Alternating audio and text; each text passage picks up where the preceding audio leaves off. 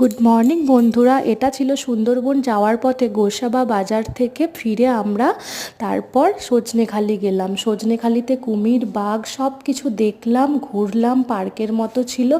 ওখান থেকে হয়ে দুপুরে আমরা লঞ্চের মধ্যে লাঞ্চ করেছিলাম। একদিকে জলের স্রোত আর একদিকে গরম গরম খাবার। কি দারুণ ব্যাপার তাই না?